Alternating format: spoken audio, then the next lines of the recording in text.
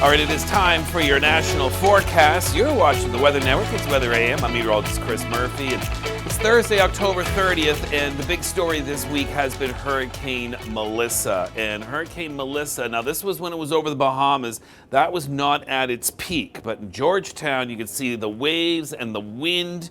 It has now moved north of the Bahamas. When it moved over the Bahamas, it was about a Category 2 hurricane, but of course, it had its real wrath further south.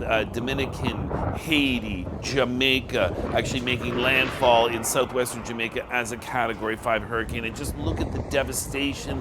You know, more than 30 people have lost their lives in the Caribbean nations, and this cleanup is going to continue for the foreseeable future. Power outages, communication signals, flooded out roads, debris everywhere. It's heartbreaking, and there's such a monumental task of cleaning up that lies ahead.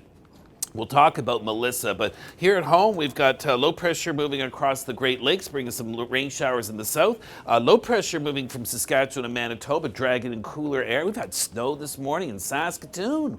And then we cross the British Columbia, where we have high pressure today, but low pressure tomorrow. All right, so there's Melissa, Category 2 storm, and some fluctuations is expected today. There's the Bahamas, so it's moving away from the Bahamas. Next up is Bermuda. I don't think there'll be a landfall necessarily in Bermuda, but it will pass just to the west of it. So there's going to be about 25 millimeters of rain, high winds, and some rough seas. But note the spaghetti plots, which is an ensemble of models, really a pretty good agreement that this storm is going to get very close to the Avalon Peninsula. And part of helping with the agreement is you've got high pressure to the east with its clockwise circulation, low pressure over the continent, which is contributing to the rain in southern Ontario and Quebec. So that's the hallway, as it were, moving its way eastward. So the only question now is, does it make landfall or not into Newfoundland? And also, is it still a hurricane, or will it be undergoing post-tropical storm status? Likely the latter. But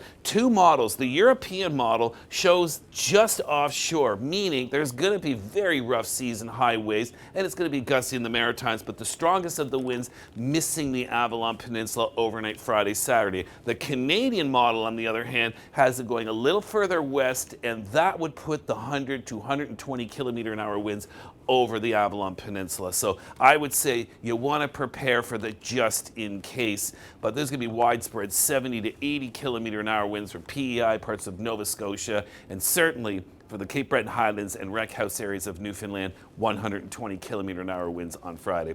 Northern Ontario, lots of sunshine today. Southern Ontario, umbrellas needed. Periods of rain, and the wind is going to be an issue as well. And in Quebec, that rain will be picking up in intensity through the afternoon, especially tonight. And you can see locally 50 to 75 millimeters of rain, say between Kingston and Cornwall. But Montreal through Ottawa could be looking at upwards of 50 millimeters. Toronto, Hamilton, Niagara, more like that 20 to 30 millimeters, and lesser amounts London to Windsor, and by the time you get to Sudbury, North Bay, and Timmins, you can sit this one out. And heavy rain mainly for Friday in the Maritimes, although by the evening hours, Halifax, you may be dry enough for the trick-or-treaters. Lesser amounts of rain at this point for Newfoundland. Across the prairies, it's a cool wind blowing into Saskatchewan, and we've seen some of that snow showers accompanied by gusts that could go 50 to 70 kilometers per hour. So it is going to be a chilly, raw day. Now, we'll start to warm up by the weekend, particularly in southern Alberta, where those winds on Saturday could get quite gusty.